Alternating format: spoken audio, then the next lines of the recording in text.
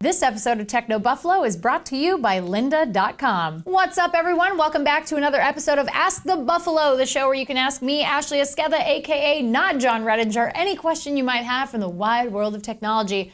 John and his adorable wife are expecting their first child later this year, so they went on vacation to do some major relaxing before the baby shows up. This week, we're gonna talk about stuff I didn't write in the teleprompter. This is Ask the Buffalo, so let's get answering.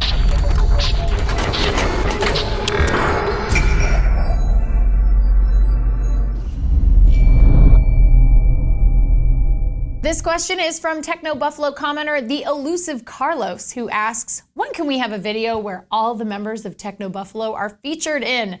Well, elusive Carlos, first of all, it's very difficult to get all of Techno Buffalo in the same room because so many of us live not near our headquarters here in Southern California. A lot of us are in New York and all of the East Coast proper, so it's really tough to get everyone together for a video. I think as the senior content producer here at Techno Buffalo, I can say that hopefully at CES we can get a video with everybody together. Maybe we'll do a little Q&A session for all of you in the herd for all of the different members of technobuffalo.com.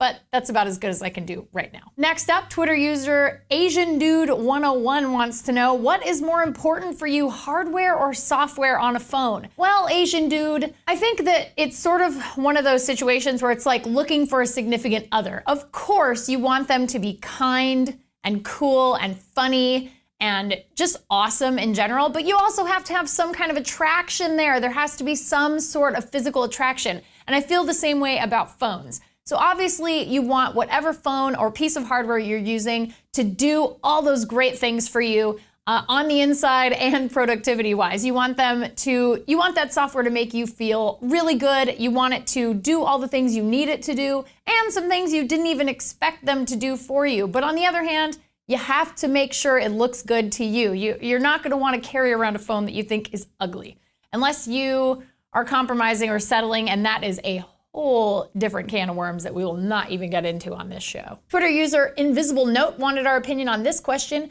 Do you think the Nexus line is worth it anymore? Skins have more features and Google has slowed down updates. That's actually a really interesting question, and one that has been asked a lot in the last couple of months, especially now that these Google Play Edition phones, the HTC One and the Galaxy S4 Google Play Editions, are out. Now, I actually like a lot of what Sense has to offer, and a lot of people who use the Galaxy S4 love TouchWiz, or at least some of the options that are available. One of the things that for me is really important is camera. So the camera software for a Nexus device, for me, is not as good as something that's on the HTC One. So for me, it would definitely be a trade-off to buy a Nexus device. Now that we're getting these devices that are Google Play Editions that run sort of stock, but then also have the form factor of these really great flagship devices, I think it's an even tougher decision for people who are thinking about buying a Nexus. I definitely think that at the end of the day, Google will start slowing down, and we have seen that, as you mentioned, will start slowing down updates. We're not gonna be seeing major updates from 4.0 to 5.0. We're not going to see these major software updates once every 6 months. I think they're moving to a much more standardized once a year upgrade for Android. So if you want those upgrades, which to be fair, I mean, most of us who are tech junkies tend to buy phones a little bit more often than every 2 years. But if you don't and you want those software updates, I would say Nexus is still worth it. But other than that, go for a Google Play Edition if you're really thinking about it, but you don't want to commit to a contract on a carrier and you want those updates. And lastly, Twitter user Eric Wilborn asks, in honor of John for Lakers, what new mobile technology will prove the most useful for those with babies on the way? Well, Eric, I am the worst person to ask about this because I don't have kids, and the last time my family was around children was when we were kids. So it's been a while since we've had little kids around, but I can say that based on friends and loved ones who have had kids in the last few years, there's so much technology now in everything. So even strollers, things that are as simple as a baby's bottle now has self-warming technology, and there are all kinds of really great baby monitors that you can use with your phone. There are different things that are available to parents, to new parents especially, who might struggle with having their first kid, even in the most mundane things for kids. So I don't think John will have any problem finding really good stuff. And I'm sure we'll probably throw some kind of weird would it be a man baby shower, Ralph?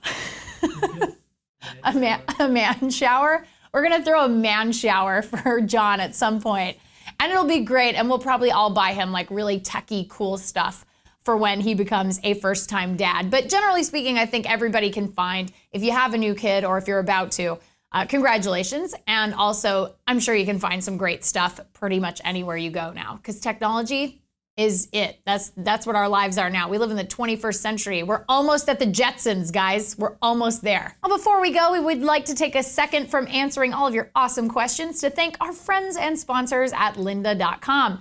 You can learn it at lynda.com. It's an online learning company with more than 77,000 video tutorials that teach things like software, creative, and business skills.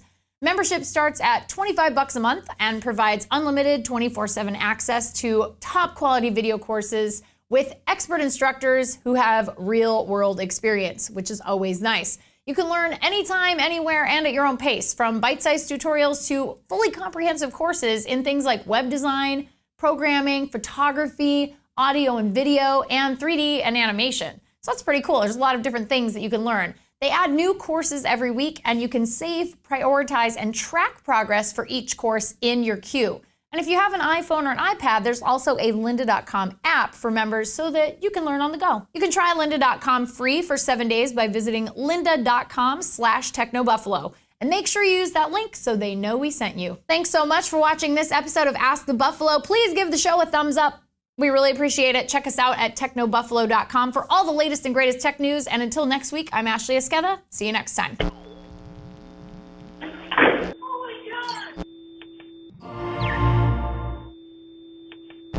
This week, we're going to talk about stuff I didn't write in the teleprompter. This is Ask the Buffalo, so let's get answering. I feel like we should just keep it that way.